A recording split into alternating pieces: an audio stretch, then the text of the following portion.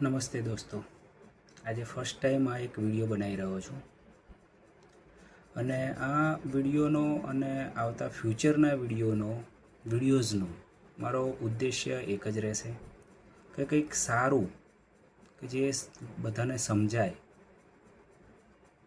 અને બધા સમજી શકે એ ટાઈપનો કોઈક કન્ટેન્ટ અથવા તો કોઈક સામાજિક વાત કે જે બધા સુધી ના પહોંચી શકતી હોય એ હું મારા થકી તમને પહોંચાડી શકું.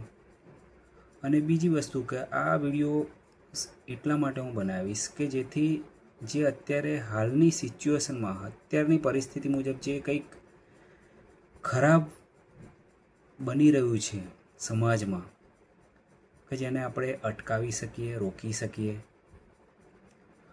અને આવતી જનરેશન જે ફ્યુચરની જનરેશન કે જે અત્યારે નાના બાળકો રૂપે આગળ વધી રહી છે એ લોકોને કંઈક શીખવાડી શકીએ, સમજાવી શકીએ.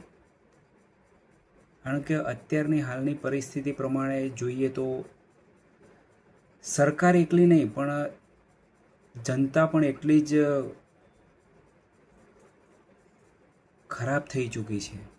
શબ્દનો ઉપયોગ ના કરવો જોઈએ પણ એટલા માટે કરી રહ્યો છું કે આપણે ખાલી સરકારને જવાબદાર ઠેરવીએ છીએ કે ખાલી સરકાર જ ગુનેગાર છે, પણ જનતા પણ એટલી જ ગુનેગાર છે. કારણ કે ચૂપ રહીને સાંભળ્યા કરે છે, જોયા કરે છે અને જસ્ટ વિડીયો ઉતાર્યા કરે છે, પણ વિરોધ કરવા કોઈ જ ભેગા નથી થતા. ખાલી વાતો કરશે બધા બેસીને કે આમ કર્યું ને તેમ કર્યું ને સરકાર આવીને વ્યક્તિઓ આવા ને સમાજ આવો, પણ જ્યારે ભેગા કરવાનો અથવા તો ભેગા થવાનો ટાઈમ આવે ત્યારે કોઈ નથી થતા. બસ ખાલી વાતો કરી 2 દિવસ યાદ રાખી બીજા ત્રીજા દિવસે ભૂલી જશે. દરેક જગ્યાએ આવું થઈ રહ્યું છે.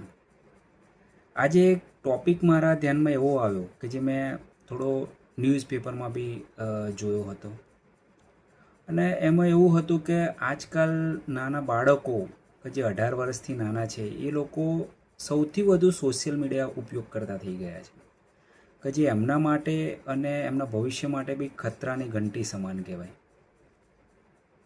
તો એ વસ્તુ આપણે ખરેખર આપણે બી અને સરકારે બી એને રોકવી જોઈએ, રોકવાના પ્રયાસો સ્ટાર્ટ કરી દેવા જોઈએ, અટકાવવી જોઈએ.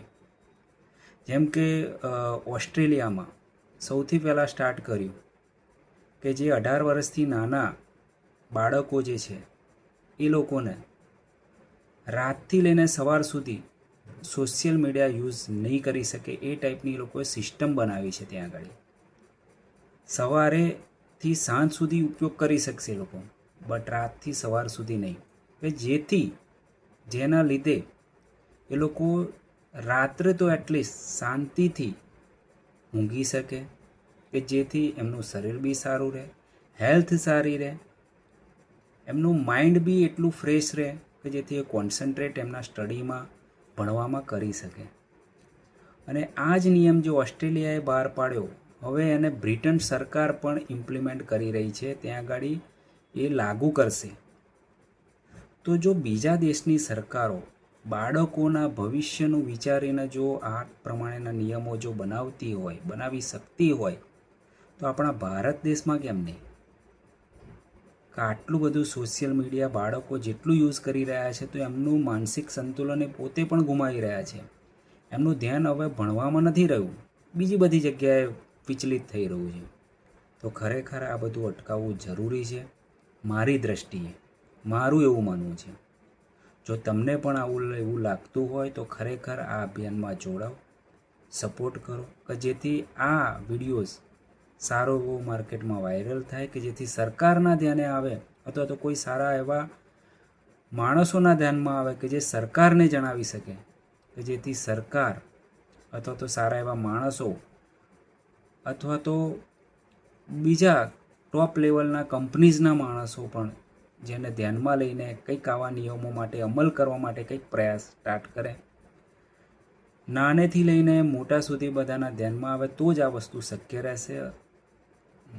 અધરવાઇઝ તો આ પોસિબલ નથી. એકલા હાથે આ પોસિબલ નથી, એટલા માટે બધાના સાથની જરૂર છે. મારી રિક્વેસ્ટ છે દરેકને કે આ વિડીયોને જોજો, સમજજો અને પછી શેર કરજો કે જેથી બધાના ધ્યાનમાં આવે, પોતાના બાળકો પ્રત્યે ધ્યાન રાખે અને એવા નિયમો ઘરથી જ શરૂ કરે કે જેથી આગળ જતાં સરકાર પણ આ નિયમોને લાગુ કરે, ભારત દેશમાં, ગુજરાતમાં, ગમે ત્યાં. જય માતાજી.